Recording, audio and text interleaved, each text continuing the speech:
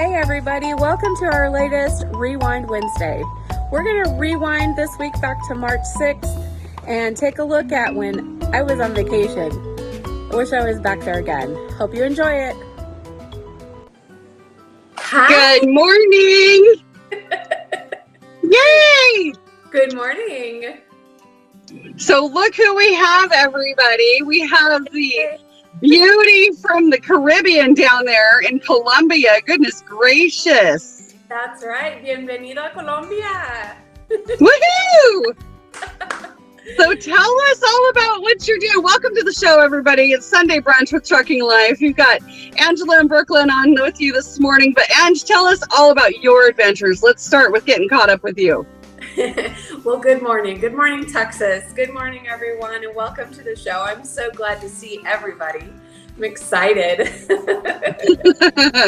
I am in Barranquilla, Colombia, and it has been an amazing trip. We are having so much fun, and the weather has been beautiful. We've been to the beach for 5 days in different places. Awesome.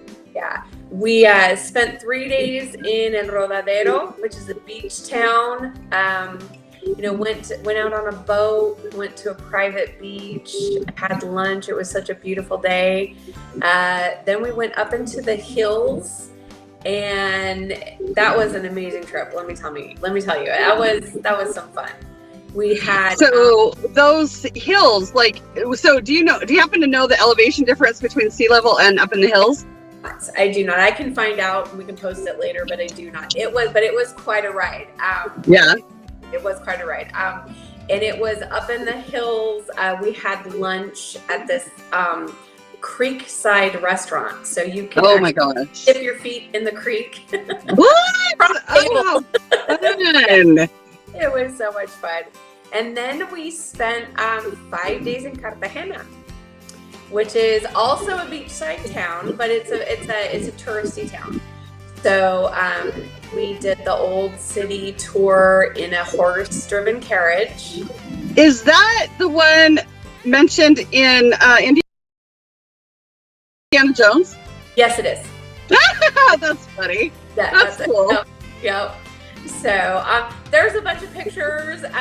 Once I get back to the States and can get them all up there, I will post them up there for everybody to look at. So it's been a lot of fun. Right now we're back in Barranquilla. We had 6 days until when we got here. We had 6 days until we have to go home. I don't want to go home. Dang it! We've been saying that you might not come home, and I was telling you it's okay. You just stay there, and I'll come and visit you. That's right. Need a South American branch of Trucking Life, okay? That's right. Right. We're gonna go international. I love it. Exactly. So we had a family reunion yesterday, and it's just been so much fun. I've met so many people.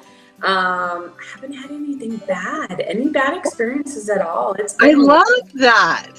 Yeah, that's it's awesome. Been really good. So I miss all of you girls. Let me tell you, I'm missing some good stuff. So. Right? So do you want to show the people some of your pictures or take them on a tour of the house, or what are you thinking? You want to show them what you got going on? Yeah, Jed, I put, of course, the trucker in me. I sent Jed the scale. I picked out the scale on our way to this town. There it is. Oh my gosh. So what was different about that scale for their trucks there in Colombia that you noticed?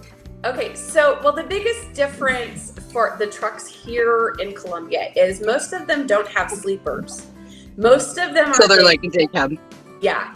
And that is because of the way that everything it's tight. I mean, good luck getting a day cab in there most of the time, but trying to get a truck with a sleeper is even worse.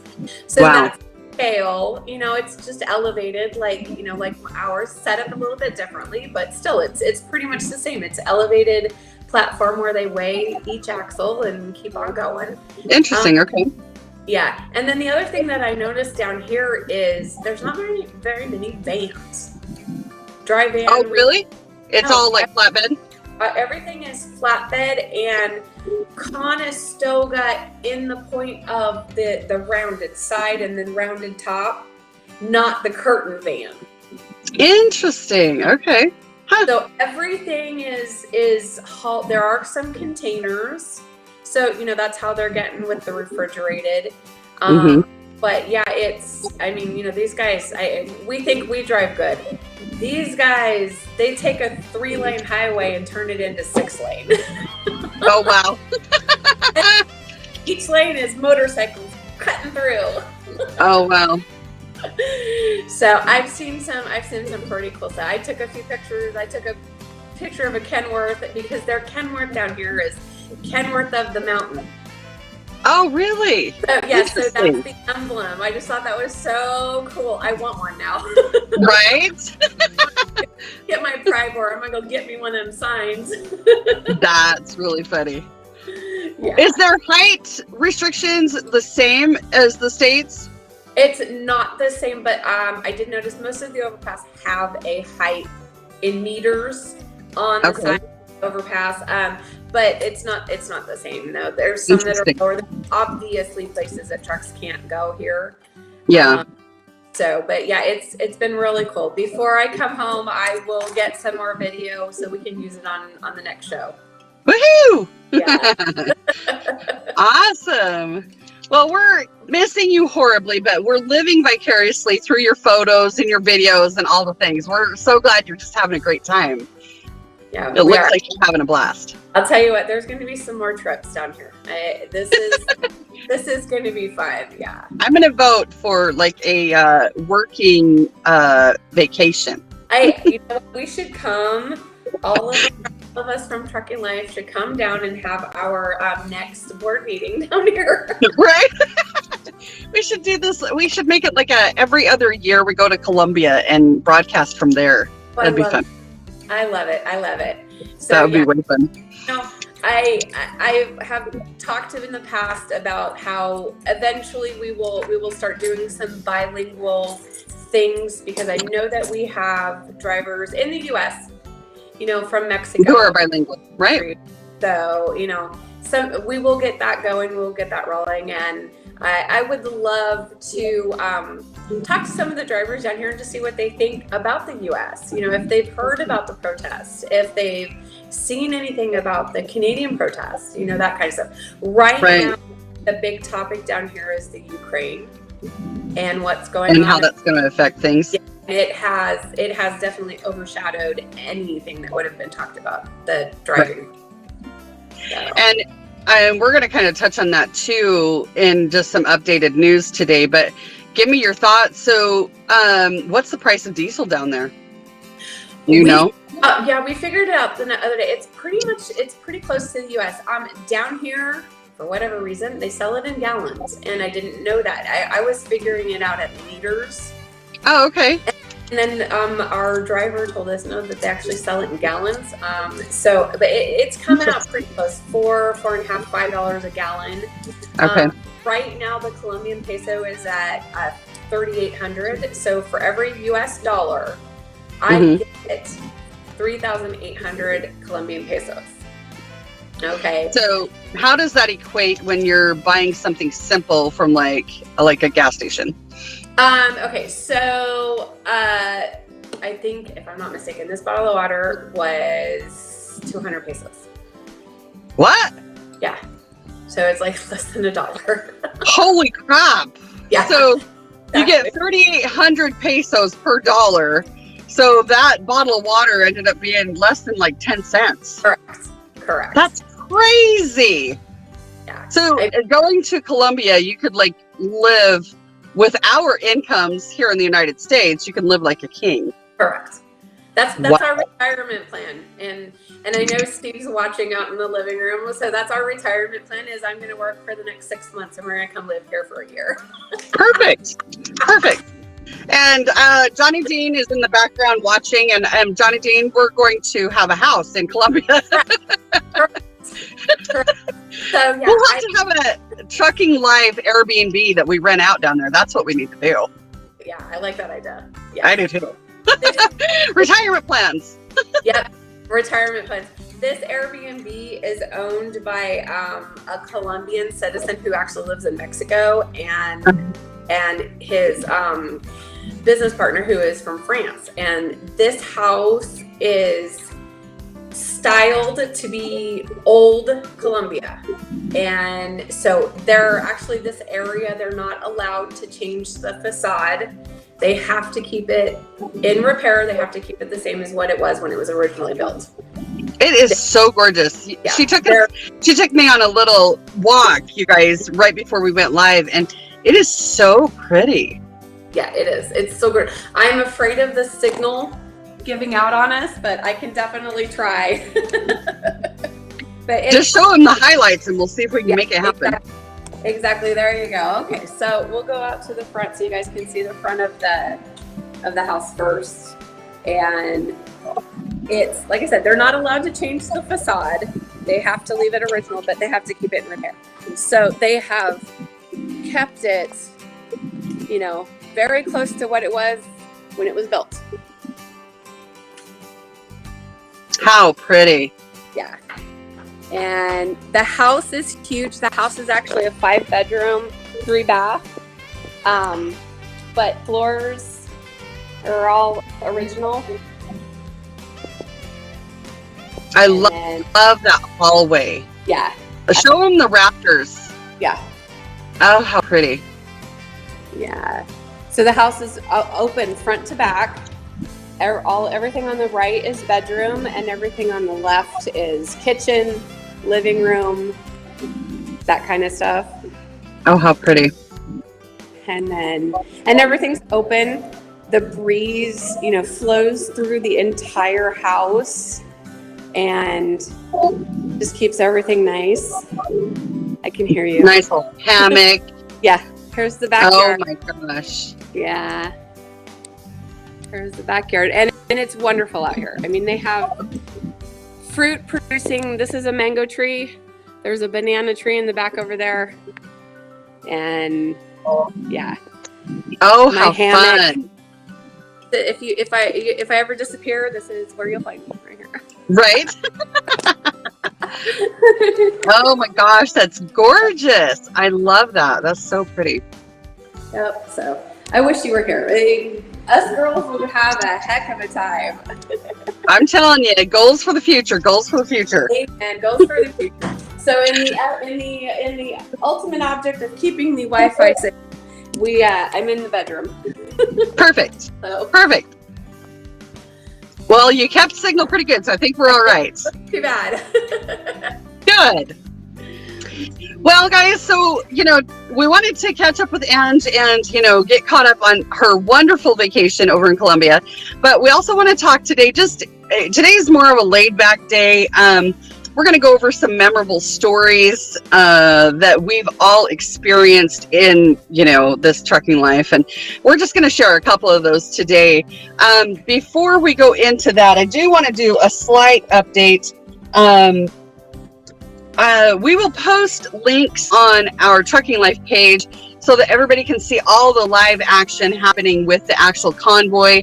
We don't want to have that completely overshadowed by what's happening in the world, because it is still happening and there is stuff going on. So we're going to post those links so you guys can go and actually see for yourself the live action, what's happening. They are just outside of Washington, D.C. right now. They met up yesterday and today. All the others that are coming in today. The National Guard is on standby. The Department of Homeland Security is on standby. I don't know. Interesting situation. I'm not a big fan of how the news is portraying the convoy.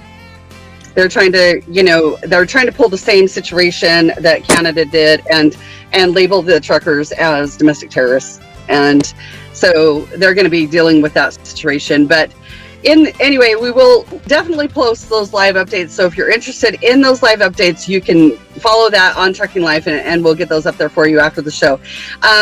But also, I want to kind of talk about what's happening over in Ukraine and how it could possibly affect truck drivers in the United States.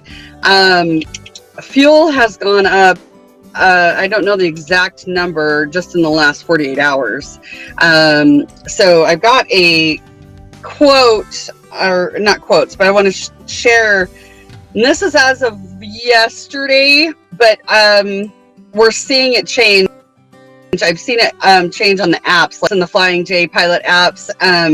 It's changing a little bit just since yesterday. So just the current price of diesel in the United States, the national average is saying $4 a gallon for fuel, not for rate fuel, not diesel. But the lowest in the United States for diesel right now is in Oklahoma at $4.06.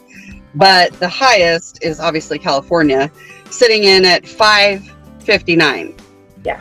Wow. So I don't know about you, Ange, but you know, as truck drivers, especially owner operators and companies are going to have to make some decisions. At what point is it are you not making any money?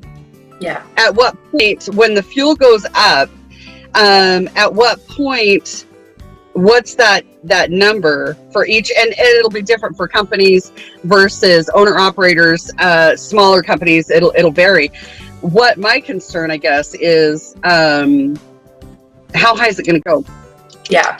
Yeah. What? Yeah. There are some analysts saying $8 to $10 per gallon for diesel is what could happen, depending on supply and demand. And you know, it's as a resident of Texas right now, I personally am frustrated just because we have like 7 oil rigs sitting out in the Gulf, not running. Yeah. You know, because of what's happened with this specific administration. And, you know, we could go into the Keystone Pipeline. You could go into all these things and the reasons why we are not self-sufficient here in the United States on our oil production. And so it's just an intense situation. But the average mile per gallon for a diesel truck is 6.5 miles per gallon. Obviously, that's the national average for every type of truck. Yes. But obviously, that's dependent upon terrain. It's dependent upon your load. It's dependent upon your specific truck. Our old Peterbilt, it was pushing 4. Yeah. So, you know, it was worn out. So, and there are those trucks out on the road. You know what I mean? The Volvo is averaging between 6.5 and 7.2. So, you know, it just kind of depends on the truck. But there are going to be decisions that are made. I mean, if we are in March, and we all know that fuel prices go up before summer anyway. You know what I mean? I mean, that's because of supply and demand. Okay. Yeah, that's normal when you don't have world tensions affecting the supply. So at what point, and I think that's a decision a lot of business owners are going to face, whether you're a small company or a large company, is the logistics of the cost of fuel and the current freight rates, because what's happening right now is that gap is closing. Yeah, it is. Yeah. It is. And, you know, as an owner operator, you know, I have to make that decision when a load comes up that's 500 miles away. Am I going to deadhead to go get it? I don't know those deadhead miles. And so that's going to be a decision that I'm going to have to make. You know, I have a radius in my mind of 300 miles is how far I'll go for a load before I want to get paid for it. And if that customer is not willing to pay, well, then they're going to have to find somebody else who's closer. You know, it shouldn't cost me more than I'm making to go get your load. Well, and that's the thing too, is, you know, so as owner operators, we calculate our deadhead in with the actual miles for the trip itself. And, you know, the freight rates are kind of holding steady. They're not climbing to compensate for the cost of fuel rising. And, you know, so if we say that national average is 6.5 miles per gallon per semi, so how does that affect your income when fuel hits $6.50 per gallon for diesel? Exactly. You know what I mean? And I was thinking about that, you know, somebody that I've been talking to, you know, that I've seen a couple different places, is that there are reports, analyzing, saying, fuel could hit $8 and $10, diesel could hit $8 and $10 per gallon before this is over. Yeah. I'll tell you right now, I don't know about you, but you can't make money. At that point, you're working to pay your fuel. Exactly. And, some people, I've talked about it before. I drive Uber once in a while. I do too. Yeah. When I'm home and I've been home for a while and I'm twiddling my thumbs and I got to do something, I'll go do Uber. And I am on an Uber and Lyft driver page on Facebook. And let me tell you, the complaints have increased in just the last week and a half. Everything is, $6 for a 59-mile run and fuel's $7 a gallon. And they'll right. post pictures from like downtown Los Angeles was like $6.75 a gallon yesterday in one area. And right. And that's the thing. That's the complaint. It doesn't just affect the trucking industry. It affects anyone who is dependent on any kind of fuel, any kind of transportation. Yeah. So right now, some of us drivers, we use Uber to go get groceries. We use Uber Eats to have our food delivered to us. We use DoorDash. You know what? Those charges are going to start going up. So on that note, so yesterday I Ubered all day. I do that. And while I was home, and I don't know if I was one of the only Ubers in freaking Longview. I'm not really sure, but from the time I pushed, ready to roll. It was nonstop. As soon as I had somebody in my car, I had another one asking for a backup, and I'm not going to lie. I picked up 2 different truck drivers that were just running around. Okay. Yeah. And every single person I picked up yesterday was telling me that they had a hard time finding a ride. Okay. And that the prices went up. Yeah. Yeah. So it's going to affect, it's going to trickle down. Of course, we all know that. In the end, it'll trickle down and touch everybody in the world. But people who have anything to do with transportation is going to hit first. And for a driver who uses Uber for some part of their daily life, is going to hit them twice. Well, the one guy that I picked up, him and his wife, are team truck drivers, and they, had they were on their 34, and they just, sorry, I got a hair. I'm like, but they were running around and, doing things on their 34, and they had a hard time getting Uber rides. Yeah. It just was crazy. But even, if you're not talking about something simple like that, what my concern is we saw so many businesses, small mom pop owner operated businesses, and there it is, go out of business from the pandemic. It took them out of business. I see the way that things are happening right now, and it breaks my heart, is I see it happening again. It's going to affect those who rely on the diesel fuel or the fuel supply and demand situation for their business. Like small trucking companies, you hit $8 and $10 a gallon for fuel, they're not going to be able to run. Oh yeah, forget it. That ain't going to happen.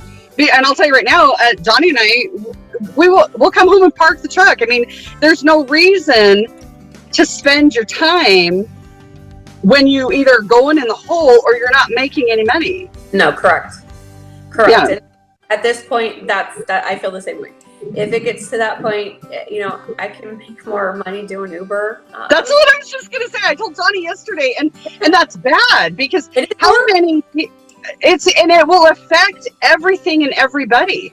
If the truckers can't run, you know what I mean? If we're going in the hole, if we get paid.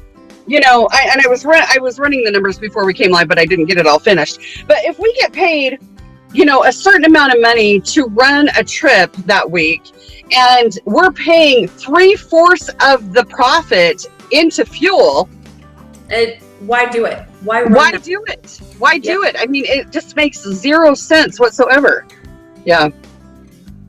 It's going to have a huge triple effect potentially, and I need to wrap my head around, I guess, analyzing that possibility. We've been through it before. You know, I Yeah, remember for sure. diesel. I can remember diesel in Oklahoma City at 85 cents a gallon. Crazy. Oh, did we just lose her? I think we might have just lost her. Oh, she's trying to come back on. Well, while she comes back on, guys, Jed, let's go ahead and run our first commercial, and then we'll come right back, you guys. Trucking Life is proud to introduce you to Margaret DeBelot, aka That Truckin' Chick, and aka Miss D, the Job Coach. Margaret is a published author and the proud creator of the Margaret in the Morning Show and the Empowerment Summit Tampa Bay. Be sure to follow all Margaret's adventures here on Trucking Life as she drives her passion to hashtag change the world. All right, guys, there she is. There I am.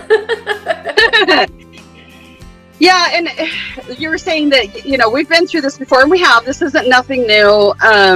It's, you know, it happens. You know, you go through bear markets, you go through all the things, you know. So this is not the first time we've been through this type of turmoil or struggles as a world and as a nation. Not the first time. So it'll be interesting to see how it all kind of trickles down, the ripple effects. And we'll just, you know, plan and, you know, do the best that we can as individuals and as an industry. Yeah, exactly. Right. So just, I wanted to, you know, so on those fuel prices, I'm just going to kind of give everybody an update. I said that Oklahoma was currently at the lowest, but there are only 2 states, Oklahoma and Missouri, right at $4 a gallon. Everybody else is, they're over $4.39, but the majority are up in the 4.69. Wow. That's the majority of the states. So Johnny is currently in Alabama. He's just outside of Birmingham. Yeah, and he's, I want to say at 468 is what he told me last night. So, wow. Yeah. So that's just the current situation there. But we will have more updates relating to the trucking industry as they become available about how things are being affected by what is happening in the world. We'll put some more updates on our website as they become available. But Jed, did we ever get Ed in? Is Ed available? If he is, we'll see if he's got some stories to tell us. If not, Ange and I can definitely tell our stories first. I don't know if he's available. Oh, there he is. Hey, Ed. Right. Hi there. No, I haven't been able to watch like the last few minutes here because the audio just went haywire. I want to try something different here. If y'all can bear with me, I need to try and You bet.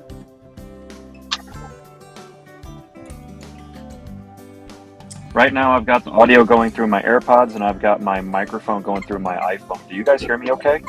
Yes. We can hear you great. Yeah. Okay, very good. Yeah, because otherwise, you know, if I try to do everything through my iPhone speakers, I can't hear anything. Right. That's been my problem the last few weeks. All right, great. So that works. So I have no idea what y'all were talking about before y'all brought me on. So y'all gonna have to catch me up. I'm so sorry about this. No, you know, and Ange and I haven't had a chance to really tell our most memorable stories, so we'll just kind of leave you on here, and we'll all three take a turn.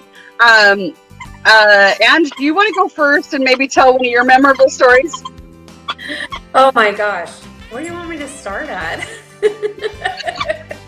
We've all got so many that I tell you, this is a show for all time. That's the thing. Good, bad, and ugly, of course. You know, because, but let's go with one that happened recently. Last summer, I was at a customer, and of course, you know, I'm a flatbed drop deck, so I unload and load pretty easily. But I was watching a guy attempt for a long time to back into a dock. And oh my gosh.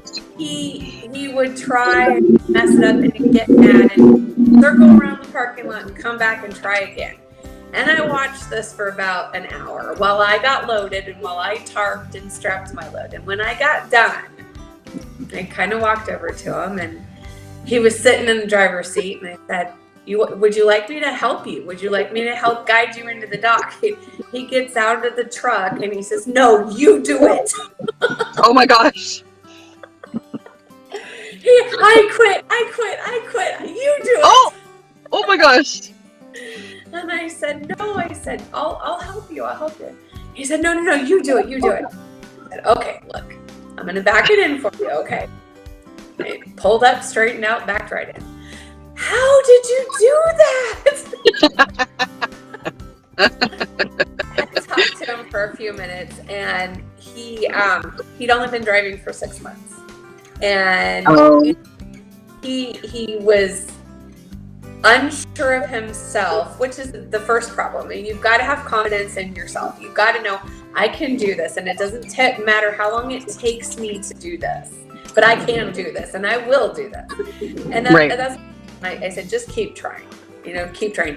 These docks weren't perfect setup, of course. They were at an angle, and it was something that if you've never done it, you were gonna have a hard time. But I did. I watched him for over an hour. Oh, poor guy.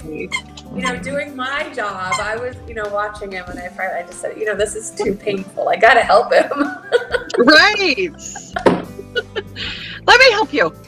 Yeah, exactly. So how about you, Ed? What do you got? What kind of memorable stories do you got? All right, so most of my memorable stories come from when I was a CDL instructor. So that's whenever I'm out on the road, it's boring. Nothing exciting ever happens to me. But when I was a CDL instructor, it was Murphy's Law day in and day out. Whatever could go wrong did go wrong, and it went wrong quite often. Oh no! But the one that kind of like sticks out, of like the one that popped in my mind listening to Angela was one day it's me and my group of students. It would be me and four other students in the truck at any time, and we pulled through this Quick Trip truck stop, the brand new one they just built in Marshfield, Wisconsin. Yeah. And so we're pulling through the fuel island. We're gonna swap out, and there's a guy in the lane next to us. He's trying to get something going on with his scale. He'd been cat scaling, going to the cat scale and back around, quite a few times. And so he's parked in the fuel island. He's running inside to get his ticket, but none of us really thought anything about it. And then suddenly the truck just starts rolling backwards. He's inside the store.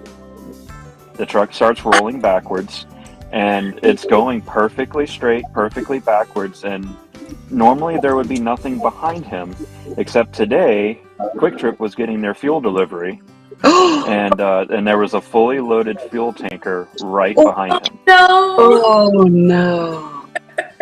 And the problem is that by the time we realize what's all about to happen, it's too late. Like no one can, none of us are Usain Bolt. We're all truck drivers. We're not going to be able to catch that truck. And so I'm like screaming at the fuel driver, get out, because I've watched enough Hollywood movies. I know what's about to happen. And the thing that prevailed, that saved the day was that the truck jackknifed before it hit the fuel tanker. Oh my gosh! And the guy in the Quick Trip truck, he never fucking looked up from his newspaper. He's sitting there with his freaking newspaper, and he just looks and he's like, "Oh, that's interesting." Oh gosh! And the guy, and the guy that was running the truck, he comes running out of the store. And, of course, he didn't speak enough English for him to articulate exactly what he wanted to say to me. But for whatever reason, he blamed me for the whole thing. Why didn't you stop my truck? And I'm like, why didn't you set your brakes? Yeah. What? So, yeah. Oh my god. He was mad at me for the whole thing. So yeah. Oh my gosh. That was a pretty memorable day. That would have been a huge ecological disaster for the town of Marshfield, Wisconsin. That's for sure. Yeah. Yeah, that is insane. That's crazy. Does that spark any memories for you, Ange, of a story? Well, Not one like that. Like I said, good, bad, and ugly. We've all been there. I've had a couple of accident scenes that I was the first there, and not all of them turned out good. So, and that's always hard. But in a way, truck drivers are first on the scene for some of those things. And yes. And my medical background, it kicked in, and and I did exactly what I needed to do to try to help the people that were involved. And like I said, not all of them have turned out great. And that part is hard. But as truck drivers, we get to see the worst of things, It's not always easy, but that's why I do thank God that I have retained a lot of my medical background, and when I need it, it kicks in, and it's there to try to help. And hopefully some of them have turned out better than others, and and those are the good ones. Everybody's okay, and then we'll get into a fight over whose fault it was, but right. So And I think that's, part of describing our life out on the road is, when you think about the days when we were at home working a normal 9 to 5, and living in our little bubble, right? You only travel, on a daily, weekly basis within like a 30-mile range or whatever. And you have your same, lanes of travel, places that you go to the grocery store, blah, blah, blah, all that. And so what I think of it is like bubbles, like everybody's got their own little bubbles, you know what I mean, that they live in, right? Well, as truckers, we interact and interject with all those bubbles on a daily basis. Multiple bubbles on a daily basis. And so that's when we see all those crazy things on a more frequent basis than like the average individual would see in their daily life. There are people who may never go, who throughout their lifetime may never see an accident or come upon an accident. Whereas truck drivers, that, is such a more probable reality in our daily lives, just because of how many miles. I mean, we average between 550 and 700 miles per day, in travel. And so it just depends on the day or whatever, but that's a lot. I mean, that's, across almost the entire state of Texas. You can't do it in one day. Almost. Or it's 3 or 4 states up in the Northeast, Yeah, exactly. There's, one of the most memorable, accidents that I can say that I came upon was a 20 years ago. It was so long ago. And it was a Swift truck. And, we won't know Swift memes in the comments. Okay, guys? But have you ever looked up their safety record? Exactly. Oh, go ahead. Sorry. Yeah. It's actually surprising. I was going to say, they get a bad rap because they have, but trucks. Like it's always a Swift truck, but they have so many trucks. Correct. It's just the percentage. It's confirmation bias. Yeah. Right. That was the point I was going to make. Yeah. But anyway, go ahead, Angela. I'm sorry to cut you off. But if anybody's familiar with Highway 85 in Arizona, in between 10 and 8, and just almost coming into Gila Bend, and he had laid it over into the ditch, and he was stuck, but he was okay. He just couldn't get out. And I pulled over, and a couple other cars had pulled over, and in the middle of the night, 1, 2 o'clock in the morning, and the only way to get a hold of Swift, nobody had cell service at that. This is 20 years ago.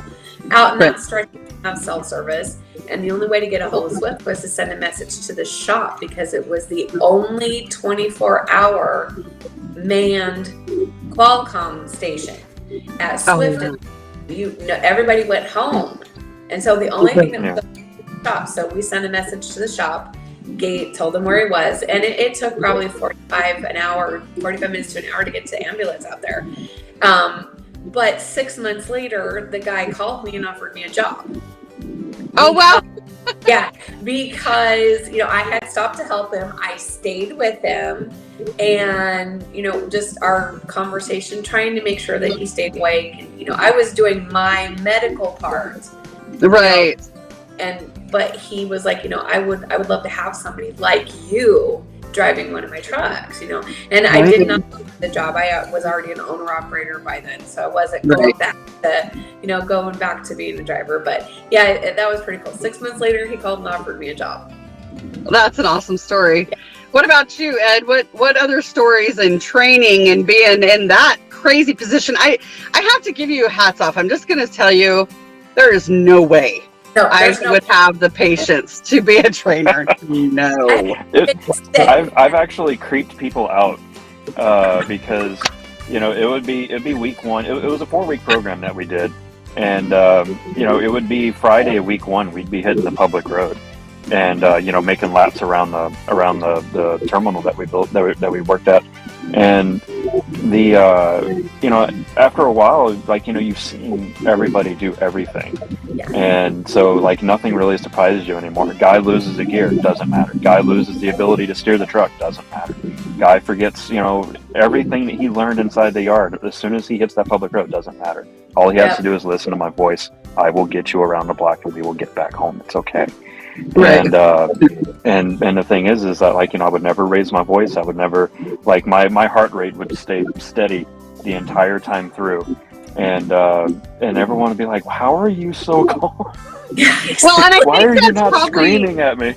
That's what makes you a good instructor, is that you have that ability to maintain that, because you maintaining that lower heart rate, that lower voice, helps calm them down in the middle of chaos and uncertainty. Yep. So I think that's what makes you an excellent trainer, actually.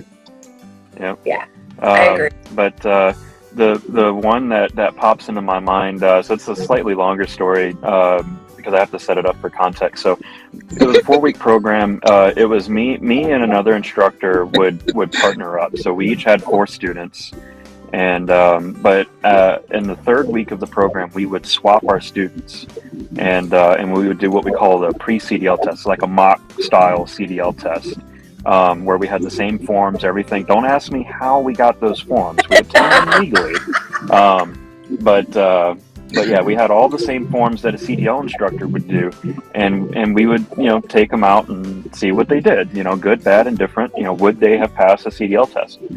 And now the guy that I had first off in the morning, I'd worked with him once before, and I knew that he was a decent driver, decent student, decent guy. I wasn't expecting any problems with him. He might do something stupid like shift over a railroad track, you know, one of those automatic fails. It's really not a big deal.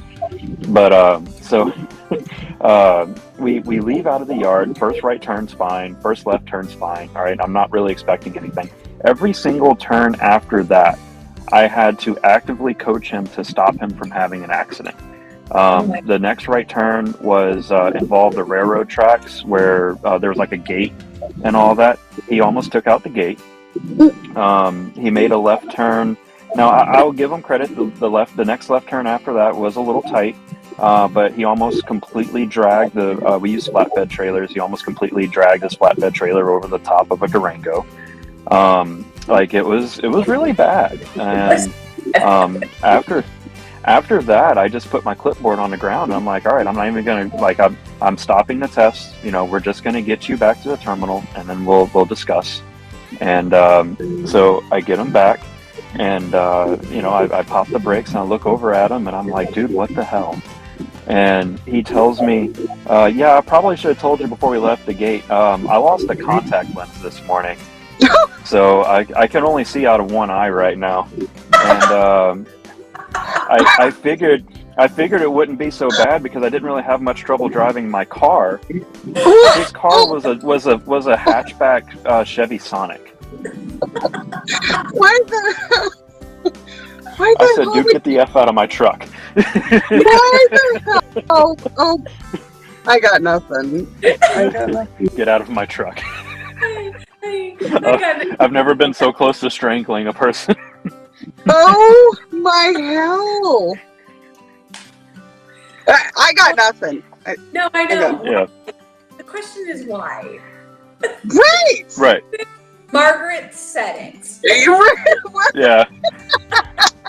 Margaret Like, nailed dude, at it. any point you could have told me, you could have told me, hell, you could have just not even showed up to school in the morning. Tell one of your classmates, hey, I'm gonna stay behind today because I need to find my contact lenses. I'll just be a little late. Cool, no problem. We'll change up the test order. It doesn't matter. What the hell?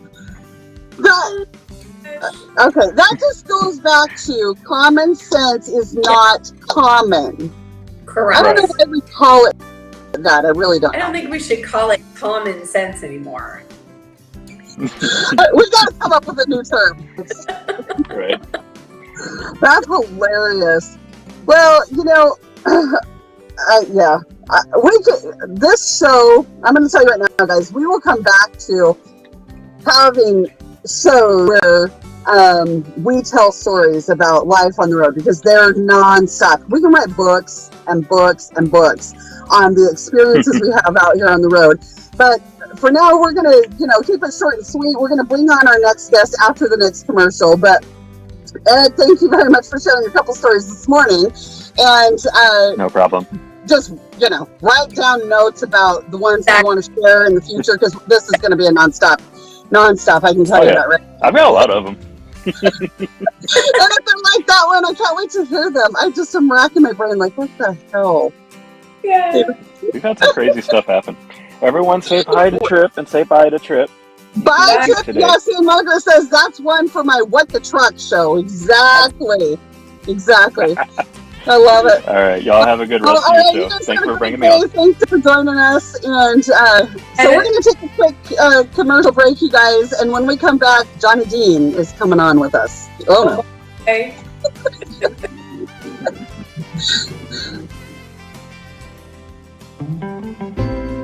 Trucking Life is proud to introduce Ed Plow. Ed streams under the handle Big Rig Ed on various sites such as YouTube and Facebook. Be sure to go check him out for a very professional and always well-researched, informative view. He also shares that view along with Melissa Rickman, aka Mother Trucker, on Trucking Life's Debate Life, where these two professional drivers are teaming up to discuss trucking industry topics. Ed's professionalism comes from having operated and taught classes on many different types of equipment. Ed is a certified master instructor and certified master heavy truck driver. He also has been an over-the-road trainer and CDL instructor, and many he taught are award-winning drivers still on the road today. Don't forget to like, follow, share, and subscribe Big Rig Ed on YouTube, Facebook, and of course, Trucking Life, where Ed drives his truck Solly with his co-pilot Trip and shows the world how it all gets moved from here to there. That was Ed's new commercial. What do you think, Ange? I love it. I was just going to say, we've been working in commercials while I've been gone. Hi. Yes, and he loves jazz, and so it was kind of a cool, spin on it that Jed did for him, so I thought it was pretty fun. That is so good. That is wonderful. Good job, Jed. Yep. Woo! Good morning, my love. Who are you talking to? You're talking to me? Beast. Yes. I don't know if it's morning time. Well, it's, I don't know if you can see the, lazy doggies back there, I don't know where Brutus, there's Brutus, Yeah, that's how my morning's going, folks, That you're all still just barely rolling out of bed? Yeah, pretty much, Well, good. You're on a 34, so that's what it's supposed to be, babe. Right. Yeah, so I hear you guys are talking about some of your memorable stories. I'm like Ange. I got so many of them that I don't even know if I can remember back that many years. I do remember one story. It's a bad story. It sticks out in my head. It always will. I was in California coming up Mountain Pass, and I watched a pickup trailer pass, me and Jesse, a good buddy of mine, and the guy lost control of his pickup and his trailer. And they hit the ditch, flipped, it was nasty. Well, we were out there, we stopped, and we were looking for everybody, and the mom was screaming, trying to find a boy. And, I found the boy face down in the dirt with no face left. And when I went to hand him to his mom, he took his last breath in my arms. Yeah. And that's those stories, that are heart-wrenching and heartbreaking. And we were just talking about, as truck drivers, the probability of us coming upon those accidents is so much higher than just the average individual. And it's so hard because people don't realize how a situation like that affects us internally and emotionally. He still gets emotional. That's been 20 plus years, and it's still right there. Exactly. Yeah, and I had one, a family with mom, dad, and 3 kids, and right outside just barely into Arizona, coming out of California on the I-10, and they flipped it. Dad fell asleep and upside down, and ambulance wasn't there yet. We saw it. We saw the dirt flying. Didn't see the car flipping, but we saw the dirt flying, and so stopped and got out, ran. I ended up in a tank top because I took my shirt off to stop the bleeding on one of the kids, and was just in my tank top and moved over to the next one and did CPR on the middle girl and held her, but I found out later that she did not make it.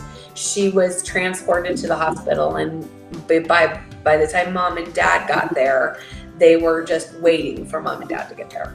And I didn't find that out. I think 3 or 4 days later, I went through Arizona Highway Patrol to get in contact with the family, and they called me and told me that the middle girl had not made it. So, I held her and tried to do CPR while I'm holding another one to get the bleeding to stop, while dad's comforting mom and holding the baby. And it was just a horrible scene. And I still remember, that was probably 24 years ago. That was, I hadn't been driving very long when that would happen. And that is the most vivid in everything that I've ever seen, done, or saw in my trucking career. That is the one that's most vivid. I can remember every minute. I have that same problem. That's why I used to run heavy recovery, and we weren't only certified on heavy recovery and CPR, but we were certified first responders. Yeah. Because a lot of times we'd be on the accident before anybody got there, and I quit doing that because I couldn't handle what I was seeing. I've seen things that most people wouldn't see unless they were in war or something like that. I watched I pulled a Corvette, out from underneath the trailer. And, the guy was cut in half, and his cell phone was still in his hand with the last text he was sending, That's why I'm really against texting and driving. But, memorable moments, fun moments, we have a lot of those too. And I have a couple of those. One of them, I was in the Petro there in Vegas, just outside of Vegas. And in the middle of the night, I decided to walk into the main building. Well, one of Jeff Gordon's race trucks had pulled into the gas side to the RV dump. Well, when he went to go over the hump there, it broke off one of the bleeder valves to the air tank on his trailer. So it sheared it off flush, so they lost all their air. They couldn't build any. So I asked them what was going on, and they told me, and I told them, I said, well, give me a minute, I can fix that for you. So I ran back over to my truck, grabbed my toolbox, run back over, crawled underneath their trailer, pulled out the old one, managed to get the old one out, put a plug in there, plugged it up, and they told me they would send a van over to pick me up. white van to come pick me up. And I'm thinking, yeah, okay. So they asked where I was, and I told them, well, I was back sitting in my truck, and sure shit, white van pulls up in front of my truck and honks, said, hey, we're here to pick you up, take you over to the racetrack. I'm like, wait, what? Are you serious? You're serious? He was like, yeah. So I went over to the racetrack. I got to do that. I got to go into their trailer that had all the memorabilia. I got to pick out as many shirts, as many hats, whatever I wanted. I got to pick it out. Yeah. I walked away with, I don't know how much memorabilia I walked away with. I was just like, yeah, I'll take that and that and that. I want that, you know. So it was really unique, you know. I've talked to doing truck shows. You know, I've met a lot of different people, a lot of walks of life, you know, and that is some really memorable things there. You know, a lot of things that you know, just come to mind. Another one was me and the wife. We're headed across 40, and we were in between. We were just outside of Albuquerque, and I looked up in the sky because I kept seeing this light that was coming at me, and I'm watching this. So I asked the wife if she saw it. She said, "Yeah, she sees it." Well, then I asked her again. I said, "It looks like it stopped." And it was way late at night. Let's preface that. Yes. It was really late. Now, I heard people on the CB commenting about this. And I told her, I says, "If you hear this?" And she was like, "Yeah." Well, we started watching this light. Well, all of a sudden it just stops. And it's like sitting in one position. Well, the next thing we know, I mean, it moved faster than you could blink your eyes. It was in a different position.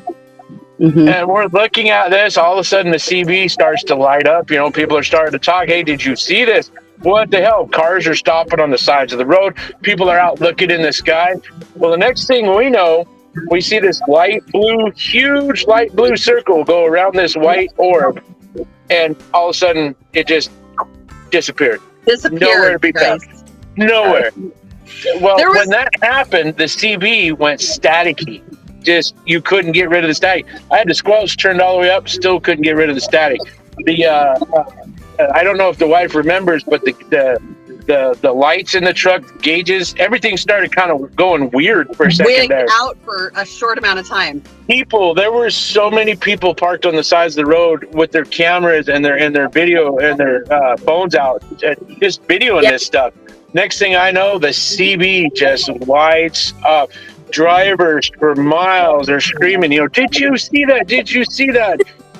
The next day in the newspaper and in the news, we heard about people seeing some kind of light in the sky that moved around, and it was in New Mexico. They saw it in Arizona. They saw it in Colorado, and then it just disappeared in the middle of nowhere. In the middle of nowhere. And how do you explain that? Yeah, it's like 5 years ago, you guys. Yeah, you can't and it was the craziest thing. There was no, we were looking all over the internet, like trying to find a scientific explanation. You know, if it was like SpaceX or, you know, something launched or they were doing maneuvers or, you know, something. We found zero evidence of what we actually saw. Like we couldn't put a description on what had just happened. There was no description to put. We didn't know. I think the coolest thing that I have probably seen is coming through headed into Vegas on 15 there, and I happened to be cruising along, and I looked in my mirror and I saw something coming, you know, off in the desert. And this is when everybody was talking about the stealth bomber. Yeah. And I looked in my mirror and I saw something, but I was like, okay, whatever. I looked out again because I was coming up on Vegas, and as I looked out, low to the ground, there was a stealth bomber coming by me. And I could see everything about that plane. I mean, he was that close, that low to the ground. And to see that for the first time, you know, when it's just barely coming out, that is something that is, you just don't get to see things like that.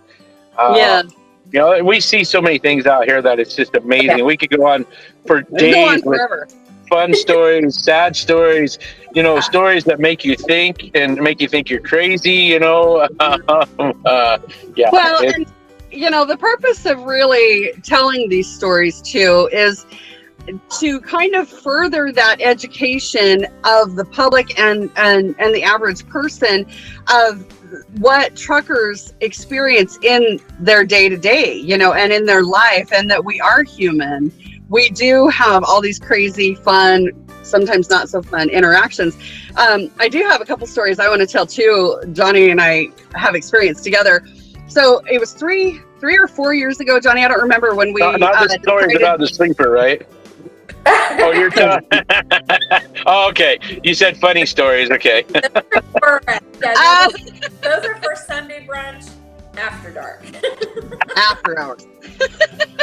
No, there was like 4 years ago, 3 or 4 years ago, Johnny and I decided not to come home for Christmas. We were going to work through Christmas. They really needed us to work a load, and we agreed to go ahead and go stay out. And we You know how ended up that goes, meeting- Ange. Can you work through Christmas, please? That's exactly how that went. Is come on, we really need this to be there. So we ended up being in Hotlanta at the Petro for Christmas Eve, Christmas Day, and the day after before we could unload at the airport. And so when you're there for 2 or 3 days, especially over a holiday, you kind of get to know the others who are in that same predicament, in that same situation. So it started out, I think, the first night that we were there, because we were there the night before Christmas Eve. And so we went in and had dinner. And we kind of, you know, Johnny and I are social butterflies when we're out there anyway. We get to know everybody that's in the restaurant at the time. And this was before the pandemic, and we were all normal and eating together and, you know, not afraid to, you know, sit together and all the things. And we got to know a bunch of people that first night. Well, then the next morning, you know, half that crew all drug in for breakfast together for Christmas Eve. And then we all made a plan, and we were there for Christmas Eve dinner that night. And, you know, so it became like this group, this family group.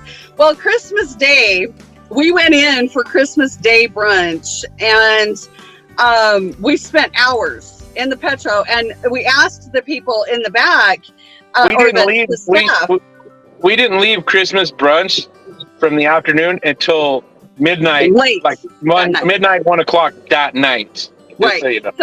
So what we asked is if we could put tables together in the very back so that we didn't interrupt their restaurant, but that we could play some games, right? So Jed's got a picture. If he can show this picture, you guys, we played spoons. Okay. And these are some of the people that we met. And let me just tell you, you can go ahead and drop that picture. That just kind of gives people an idea. Was just part of the people. There was more people than that. There was more than that. That was just one photo. But you guys, okay, so, Anne, have you played spoons before? I'm just checking. No, I haven't. Oh my God. It can be deadly. I'm just going to tell you that right now. You guys see I have fingernails, okay? Yeah. So the object of the game, for anybody who does not know, okay, is if you have 13 people around a table, you have 12 spoons, okay? And you have cards.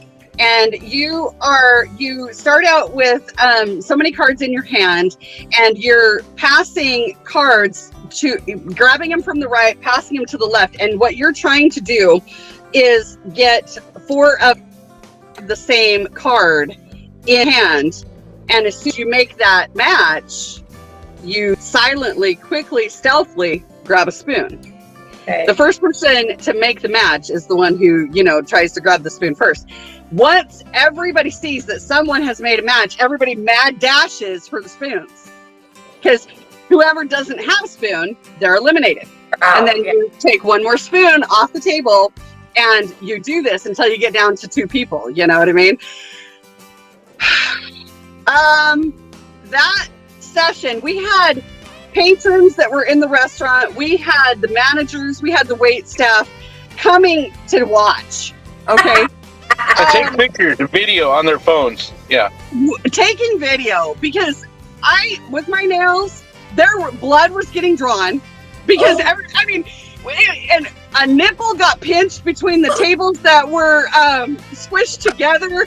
I mean, it was crazy. I think we had a broken finger in there. Yeah, we had people bleeding. People were launching over the table because once there's a mad dash for the spoons, if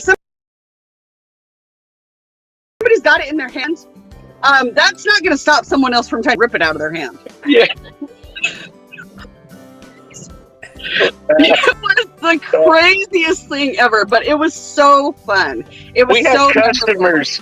There was customers that would get ready to leave, and they would come in the back just to watch and see what was going on. We had an audience. We had people sitting down just to watch us. Yeah, it was crazy. Intense. It was crazy. And, it was so fun, though, because we're still friends with those people on Facebook. Like, it's amazing. So you have those opportunities, where you connect with people. And it was a fun experience. But, what's even funnier is, so the night before Christmas, right, Christmas Eve, Johnny was all worried because we'd been out on the road. We had left home and we hadn't, bought anything for each other. And so he was like, we need to go to Walgreens. We need to do something, to kind of, just celebrate Christmas. Yeah. And so one of the people that we met there is one of our really good friends, Trenton. He took us to Walgreens. Well, his car had an issue. He lost the radiator cap. So we're blowing radiator fluid all over the place. So we stopped at Walgreens. I told him, like 10 o'clock at night on Christmas Eve. So we go to Walgreens and we go buy some radiator fluid. We turn the car off and we fill it back up. Well, I find this plastic lid. Okay. Let me say this. While I'm shopping for Christmas, okay, he's manufacturing a radiator cap. Oh, I did. So we can get back to the pedal. I manufactured a radiator cap out of a plastic cap and screwed it on, tightened it up, started the car up. The pressure went, or the temperature went down, and it ran all the way back to the Petro. And by the time we got back to the Petro, the cap started to, get hot and lose its seal. And when we parked, the cap come off. I was in the parking lot with my pocket knife manufacturing this plastic cap, and Trent's like, you sure this can work? It's gonna work. It's gonna work. Trust me. This is gonna work. This is gonna work. So now Trent calls me the real redneck because I had a radiator cap made out of a plastic cap. Was there duct tape involved? I can't remember. Yeah. You can't get any more redneck than that. Oh, I'm sorry. Redneck engineering. It was crazy. And another experience that we had in Atlanta too, it was a different time. We were there for a couple days and we were with some really, really good friends, and we had a barbecue on the back of our flatbed.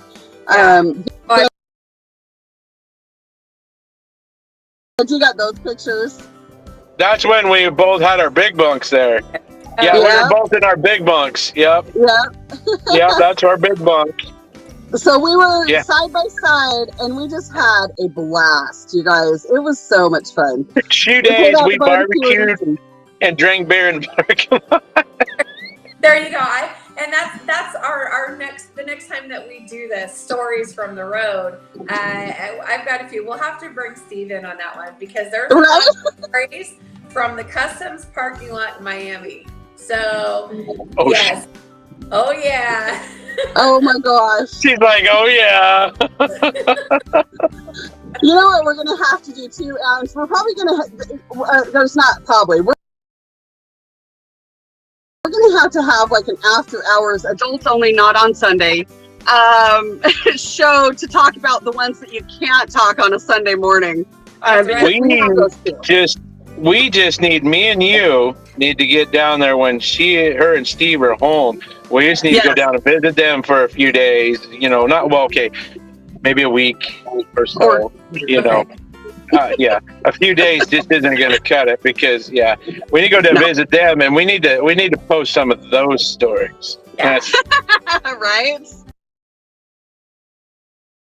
Absolutely.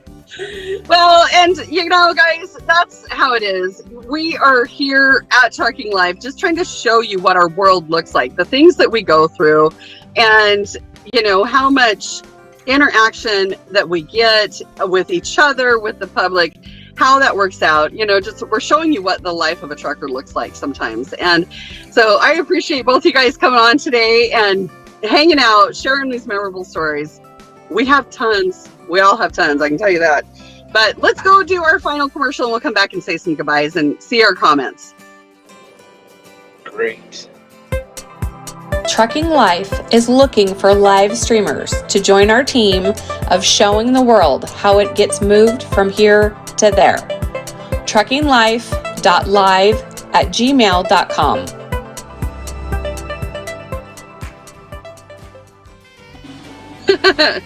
So I was just looking through some of our comments, and everybody definitely has something to say. But there's a couple. I can't see all of them. I'm just seeing the ones on the one page. But everybody's saying hi. Everybody's saying hello. They love us, and they're glad to be on here. But we love you all. We're so grateful that you guys came on and hung out with us for this time. And yeah, McNally, you know, he said that he was a nervous wreck just teaching his kids to drive a car. So he can't imagine what Ed goes through teaching people how to drive a semi. I'm like, I got to give it to him. That's for sure. Yeah.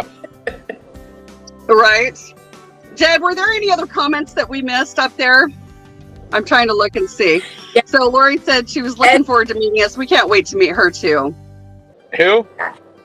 Lori, Notre Dame. Yeah. Oh yeah, of course I can't wait to see her. That's my Notre Dame chick hookup. That's right. That's right. Yeah, Ed says we should charge money like a pay-per-view for the After Dark show. I agree with them. That is no joke. We might have to have people sign a waiver to watch. I don't even know how that would work. Ed, I don't know, Ed, because you know I'm not going to be responsible for medication and physical therapy, or mental therapy. Okay, so I don't know about that. That's what the waiver will be for. We are not held responsible for mental problems after watching show. After experiencing or, hearing what we've experienced, for sure. Yeah. That's funny.